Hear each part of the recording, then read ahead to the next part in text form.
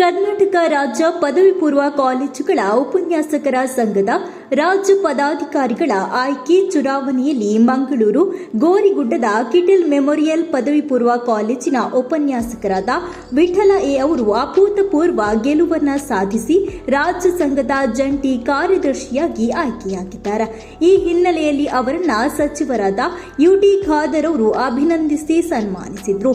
ದೀರ್ಘಕಾಲದಿಂದ ಶಿಕ್ಷಣ ಹಾಗೂ ಸಾಮಾಜಿಕ ಕ್ಷೇತ್ರಗಳಲ್ಲಿ ಸಕ್ರಿಯವಾಗಿ ತೊಡಗಿಸಿಕೊಂಡಿರುವ ವಿಠಲ ಎ ಅವರ ಸೇವಾ ಮನೋಭಾವ, ದಕ್ಷ ಆಡಳಿತ ಹಾಗೂ ಮಾನವೀಯ ಮೌಲ್ಯಗಳನ್ನು ಸಚಿವರು ಈ ಸಂದರ್ಭದಲ್ಲಿ ಶ್ಲಾಘಿಸಿದರು.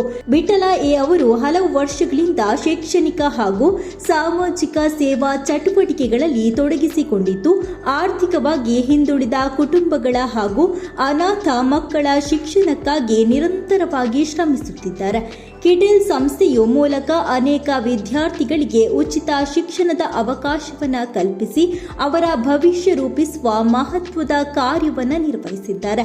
ಶಿಕ್ಷಣವು ಸಮಾಜದ ಪರಿವರ್ತನೆಯ ಪ್ರಬಲ ಸಾಧನ ಎಂಬ ನಂಬಿಕೆಯಿಂದ ಅವರು ಕೈಗೊಂಡಿರುವ ಸೇವಾ ಕಾರ್ಯಗಳು ಸಮಾಜದ ವಿವಿಧ ವಲಯಗಳಿಂದ ಮೆಚ್ಚುಗೆಗೆ ಪಾತ್ರವಾಗಿವೆ.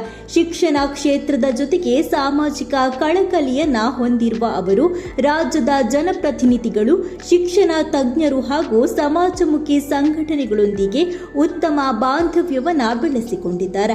ಸಾರ್ವಜನಿಕ ಹಿತಾಸಕ್ತಿಯ ವಿಚಾರಗಳಲ್ಲಿ ಸದಾ ಮುಂಚೂಣಿಯಲ್ಲಿ ಕಾಣಿಸಿಕೊಳ್ಳುವ ವಿಠಲ ಎ ಅವರು ಶಿಕ್ಷಣದ ಗುಣಮಟ್ಟ ವೃದ್ಧಿ ಹಾಗೂ ವಿದ್ಯಾರ್ಥಿ ಕಲ್ಯಾಣಕ್ಕಾಗಿ ಹಲವು ಯೋಜನೆಗಳನ್ನು ರೂಪಿಸಿ ಯಶಸ್ವಿಯಾಗಿ ಅನುಷ್ಠಾನಗೊಳಿಸಿದ್ದಾರೆ.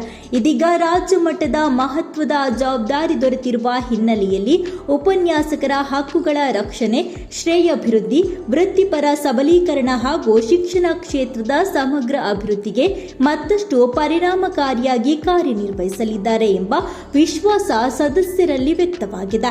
ಅವರ ಅನುಭವ, ನಾಯಕತ್ವ ಗುಣಗಳು ಹಾಗೂ ಸೇವಾ ಮನೋಭಾವವನ್ನು ಗುರುತಿಸಿದ ಮತದಾರರು ಅಧಿಕ ಮತಗಳ ಅಂತರದಲ್ಲಿ ಅವರನ್ನು ವಿಜಯಶಾಲಿಯನ್ನಾಗಿ ಮಾಡಿದ್ದಾರೆ.